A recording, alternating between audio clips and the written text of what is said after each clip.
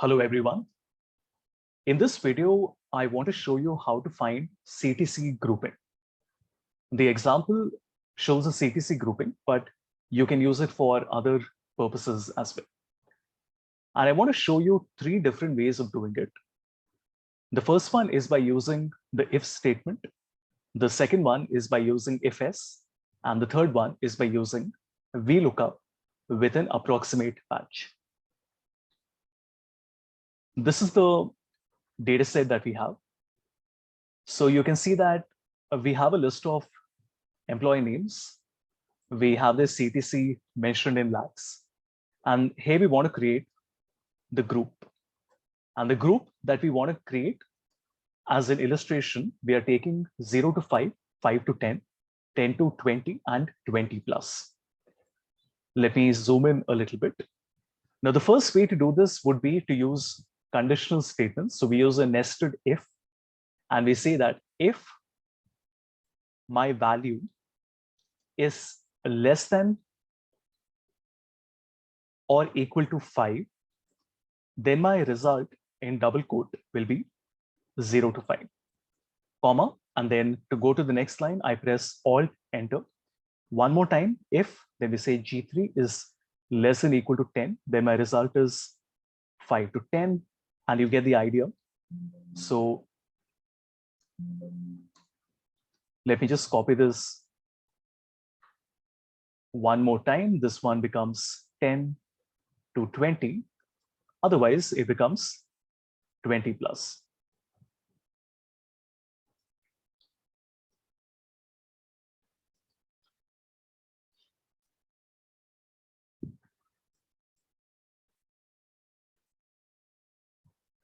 All right, as you can see, works perfectly. So 36 is 20 plus, 26 is 20 plus, 24 is 20 plus, 15 is 10 to 20. Now we are doing a nested if. That is why we have to write the if 3 times, since there are 4 possible results. And we have to close the parentheses 3 times at the end as well. So this would be one way of doing it.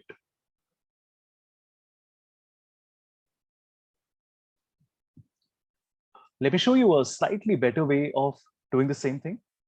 We can use if-else. Very similar, but it is a little better, and in a moment you will see why. G3 is less than equal to 5, then the result is 0 to 5. And let me copy this a few more times. So less than equal to 10 is 5 to 10. Less than equal to 20 is 10 to 20. And then one final time, greater than 20 is equal to 20 plus.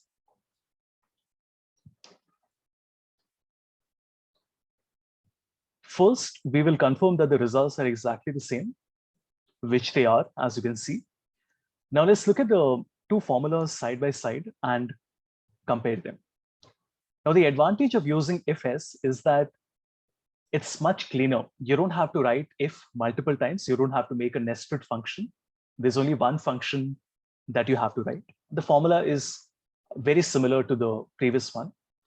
The only additional thing you have to do is to explicitly define G3 greater than 20. And the reason for that is that if has a value if false.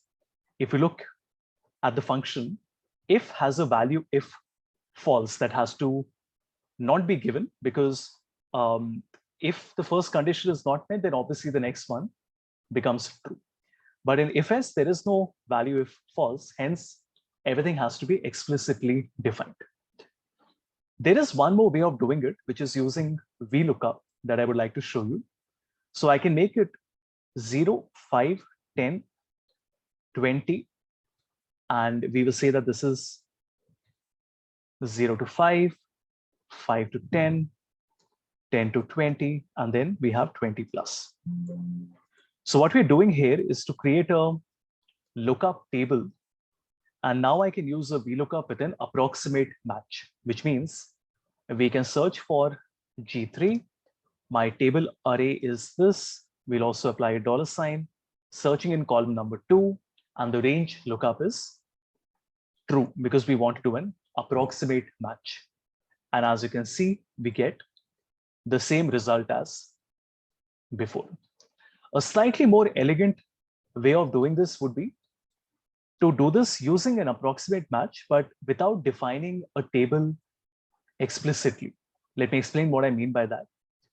Right now, the VLOOKUP relies on an external table, which means that if somehow accidentally you delete that table, then obviously the formula is not going to work. As you can see, when I delete the table, the formula doesn't work, which means that if you're copying, pasting the formula, the table has to go along with it.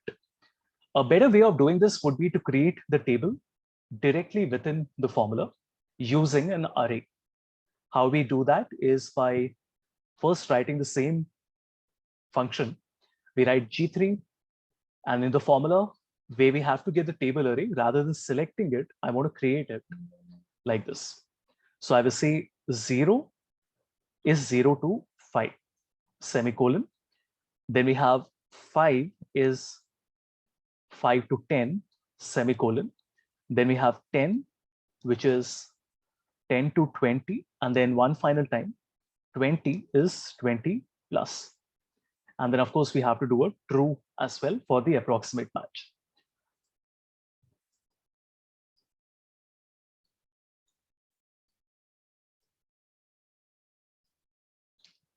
And let's make sure that we have done it correctly since the answer is not coming. Let's check quickly. All right, so we are saying that a 0 is 0 to 5, a 5 is 5 to 10, a 10 is 10 to 20, and a 20 is 20 plus. Everything seems okay to me, but let me just quickly check if I made some silly mistake somewhere.